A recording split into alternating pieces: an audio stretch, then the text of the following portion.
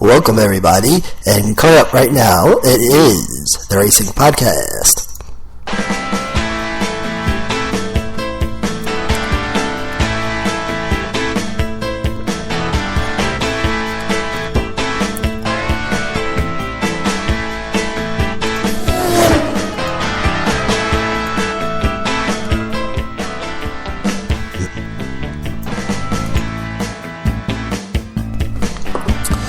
Welcome, ladies and gentlemen, to the one, the only, RP, the Racing Podcast, presented by American Podcasting, available at apodradio.com, also available at Spreaker.com, #sports. I'm your host, Manny Allegretto, and last weekend the action was in the bluegrass state of Kentucky.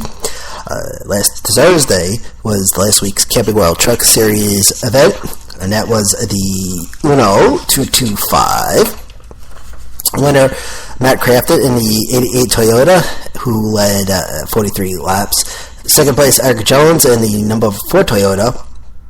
He led 55 laps. And then in third place was Ryan Blaney in the 29 Ford. He led 14 laps and gained 2 points. Saturday, last weekend's Xfinity event, the Kentucky 300. Winner, Bert Keselowski in the 22 Ford. And then he led 72 laps and gained 2 points. Second place was Eric Jones in the number 20 Toyota. He led 22 laps. And third place, Kyle Busch in the 54 Toyota, and he led 88 laps, dropped 1 point. Then last Sunday was last weekend's Sprint Cup event. Actually, the Quaker State 400 presented by Advanced Auto Parts. And I don't know why I put Sunday on there.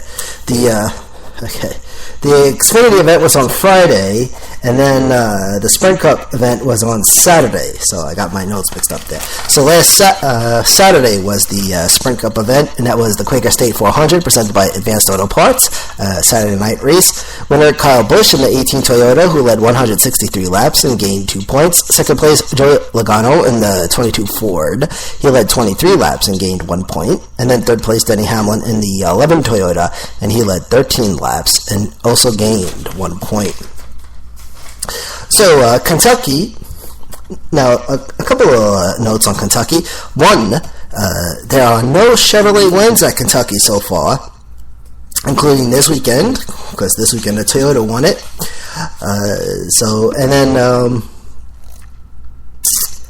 And Jeff Gordon hasn't won at Kentucky either, so that's a little note to write down, I suppose. Quaker State 400, presented by Advanced Auto Parts. Scheduled number of laps was 267. Actual was 267. Race start time was 7:47 p.m. Eastern Time, and the finish time was at 10:53 p.m. Eastern Time. And, of course, the issue was the bumps at Turn 1. That was an issue over the weekend at Kentucky.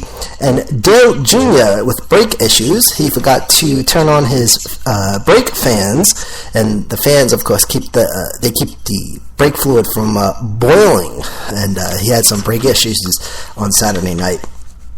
There was a moment of silence in recognition of fallen Cincinnati police officer Sonny Kemp and fallen Cincinnati firefighter FAO Darrell Gordon.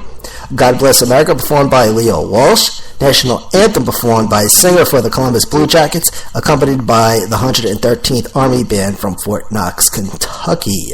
And before that was the presentation of colors, Boone County Sheriff's Department, and then Invocation, Larry Campbell, Kentucky Raceway Ministries. And the driver start your engines command given by George Sherman, president of Advanced Auto Parts. So there was a competition question that was originally scheduled for lap 25, but that was rescheduled for lap 30. So you had a top three at lap 3, which was Keselowski, Gordon, and Kyle Larson. Keselowski with a .881 second lead over Jeff Gordon at lap 4, which by lap 18 grew to a 3.373 second lead. And then you had your first caution. Now, the reason why, because they changed the competition caution, was because there's a caution that came out for an incident between the 23 and the 98 car, and that kept them going around a couple times on the yellow. So, and in fact, the green flag came out at lap 23, and the race restarted at lap 24. So they actually came out with the announcement before that to say that they were rescheduling the competition caution.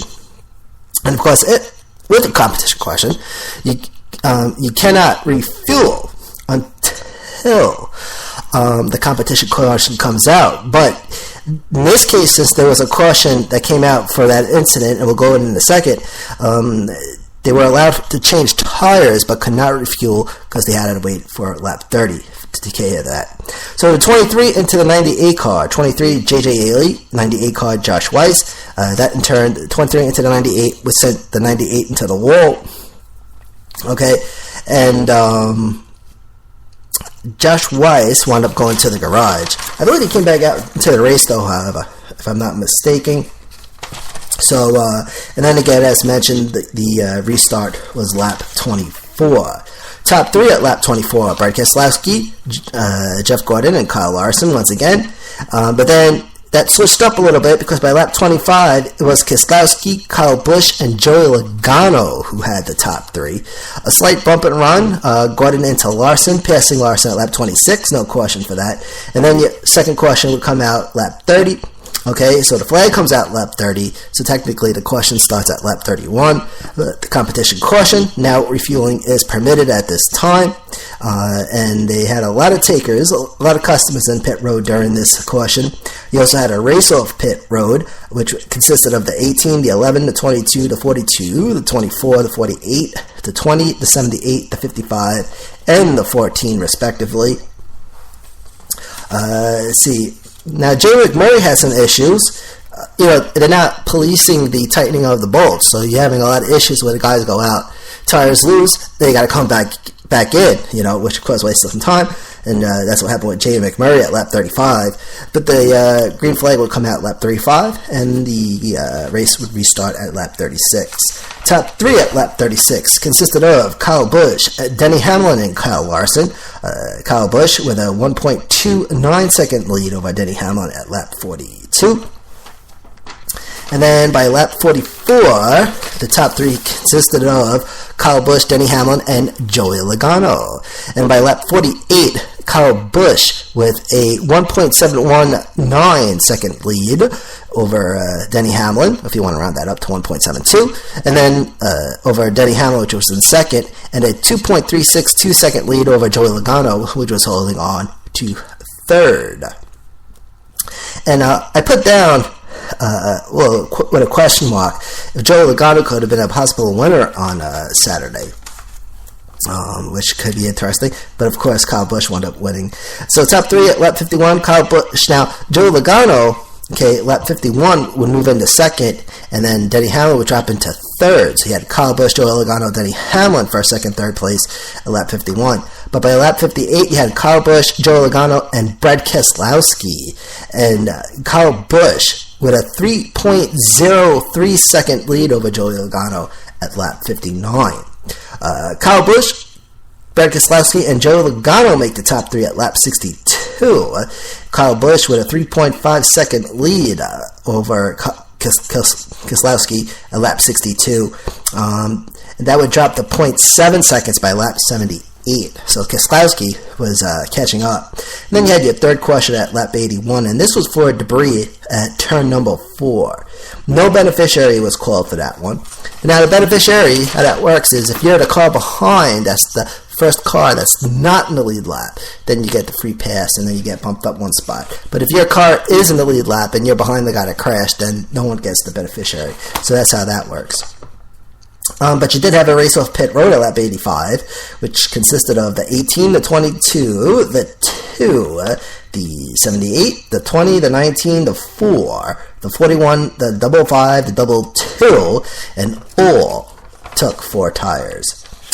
Track bar issues for the 48 car during this caution pit stop. Right rear tire issue was the problem there. Green flag comes out lap 86, restart lap 87. Top three at lap 87 consisted of Kyle Busch, Joey Logano, and Brad Keselowski. And then by lap 89, it was Kyle Busch, Brad Keselowski, and Joey Logano. And then lap 94, top three, Kyle Busch, Keselowski, and Logano. And then Keselowski wound up taking first place for a little bit. So then you had Keselowski, Kyle Busch, and Joey Logano, which took the top three at lap 95. And then lap 100 would bring out question number 4. Kurt Busch, the 41 car, spins, and officials on the radio saying, quote, clean up for front straightaway. The 41 spins into the grass, coming off of turn number 4. Kurt Busch asked the crew to undo all changes that were made the last. So basically, they made a bunch of adjustments to the car prior to this, and then he came back in and said, undo all the changes.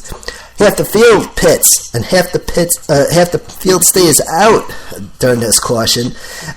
Matt DiBenedetto, his crew penalized for a crew over the wall too soon. And again, remember, you can't come over the wall until the car is at least 1 pit stall length away from the designated pit stall, I should say. So the green flag comes out lap 104, and the restart lap 105. Top 3 at lap 106, Bart Keselowski, Kyle Busch, Joey Logano. Keselowski with a 1.001 second lead over Kyle Busch at lap 109, which grew to 1.97 at lap 121. It actually hit 2 seconds for a little bit, for a quick second during that lap. The 35 car, Cole Witt's car, starts smoking after the restart, shortly after the last restart. Tower says that Cole Witt's car has a left rear tire rub. That was announced at lap 108. Alex Kennedy in the 33 car, he heads to the garage at lap 114. And then you had question number 5 that came out at lap 122. JJ Yeley, he loses it, goes into the wall at turn 4. Denny Hamlin, the beneficiary there. Then they open pit road at lap 124. And again, pit road was busy at that time as well. According to the NASCAR, quote, pit road is open and we have plenty of takers, end quote. Race off pit road at lap 125 consisted of the 18, the 78, the 19, the 55, the 42, the 41, the 15, the 3, the 1, and the 2, respectively, and all took 2 tires. Alex Kennedy will return to the race, and then that was at lap 126. Greenfield comes out lap 128, and the restart lap 129. Top 3 at lap 129 consisted of Kyle Busch, Martin Truex Jr., and David Ragan, the 18, the 78, and the 55. Kyle Busch with a 1.03 second lead over Martin Truex Jr. That was at lap 135. Justin Allgaier has to serve a pass-through penalty for passing to the right before restart. Okay, so you can't pass no cars onto caution, and you can't change lanes either, so he had to get sent to the back of the pack. Question number 6 will come out at lap 136. Dale Jr. bumps the wall. No brakes. Okay. And he was having some brake issues again all night because he didn't turn the brake fans on, so that gave him some issues throughout the course of the night on Saturday. Justin Allgaier, the 51 car, is the beneficiary, and on top of that, on top of hitting the wall, Dale Jr. also popped for too many crew over the wall. Again, the limit is 7, and that was announced at lap 140. Green flag comes out lap 140 and restart lap 141. Top 3 at lap 141 was Kyle Busch, Truex Jr., Carl Edwards. For a little bit, Carl Edwards, though, would take second place at lap 143.